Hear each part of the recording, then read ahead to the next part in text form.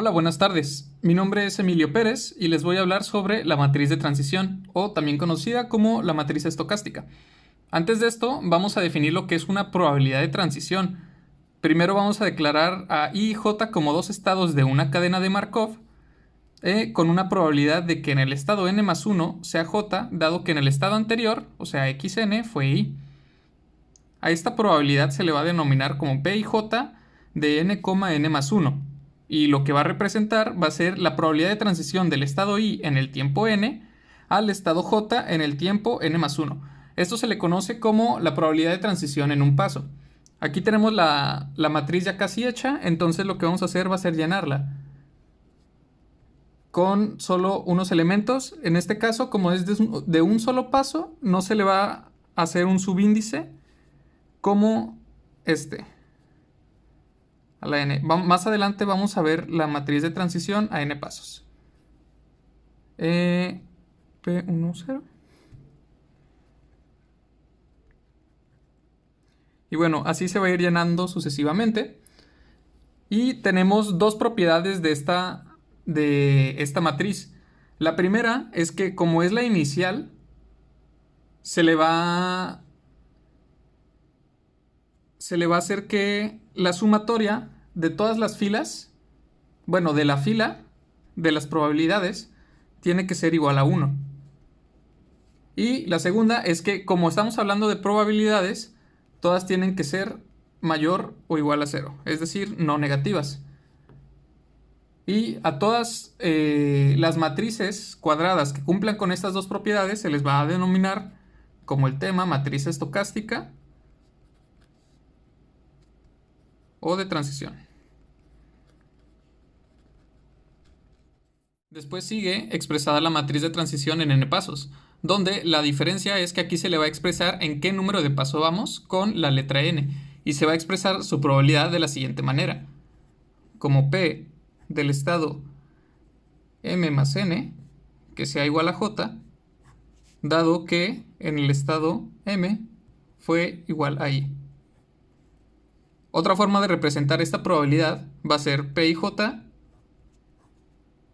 de m, m más n. M más n. Ok.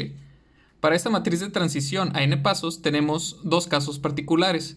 El primero es cuando n es igual a 1 y va a ser representado como de esta forma y va a ser lo mismo que la probabilidad de transición inicial. Es decir, la primera de nuestra cadena de Markov. Y el caso B cuando n es igual a 0,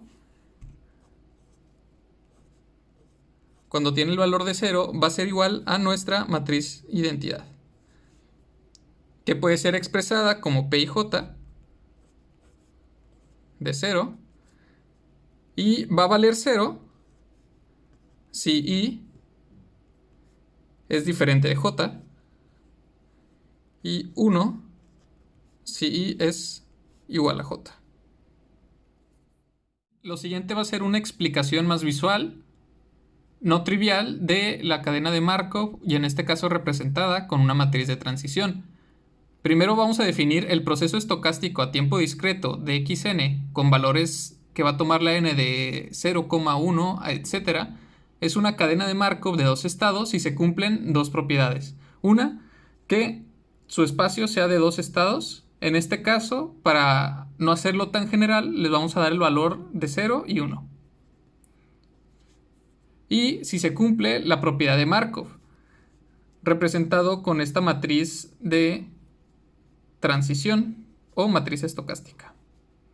Entonces agarramos nuestros dos estados, nuestros dos espacios de estados, y les vamos a dar las siguientes probabilidades. La probabilidad de que estando en el estado 0 te quedes en el estado 0 la vamos a representar como 1 menos a, y de pasar de ese mismo estado al 1 como a. Y siguiente va a ser estando en el estado 1 pasar al estado 0, sea b, y de quedarse en 1 va a ser 1 menos b. Aquí se cumple, si se fijan, la propiedad de que la suma de las filas va a ser igual a 1 en los dos casos.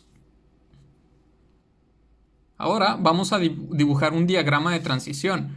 que es una forma de expresar nuestra matriz de transición. Entonces tenemos nuestros dos estados 0 y 1, donde la probabilidad de pasar al estado 1, estando en 0, va a ser A. La probabilidad de quedarse en 0, estando en el estado 0, va a ser 1 menos A. Y estando en el estado 1, pasar al 0, va a ser B. Y de quedarse en ese estado 1, va a ser 1 menos B. Esta es una forma sencilla en la que pueden expresar todas sus matrices de transición para que puedan luego ya definir clases y las propiedades de los diferentes estados. A continuación les voy a presentar un estado ya con valores de probabilidades reales, donde se puede representar con una matriz de transición, la cadena de Markov. Entonces tenemos que de pasar al estado 1 a quedarse en él es de 0.6, de 1 pasar a 2 es 0.4, su probabilidad, y en el resto de los estados va a ser 0. Si se fijan aquí, se cumple que la suma de todos los valores de probabilidad de la fila va a ser igual a 1. Igual con el 2, 0.5 más 0.3 más 0.2 es igual a 1, y así sucesivamente con todos los casos.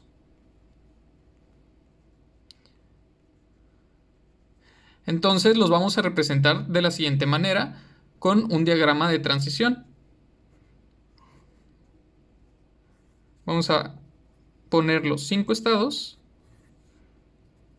y vamos a representar de una manera visual su tipo de comunicación que hay entre ellos, que es otro tema que se ve más adelante en el curso. Entonces, de en 1 quedarse en 1, su probabilidad es de 0.6, y de saltar al estado 2 va a ser 0.4. Y si se fijan, hasta ahí concluimos la primera fila. En la segunda fila tenemos que, estando en 2, pasar a 1 es posible y tiene una probabilidad de 0.2.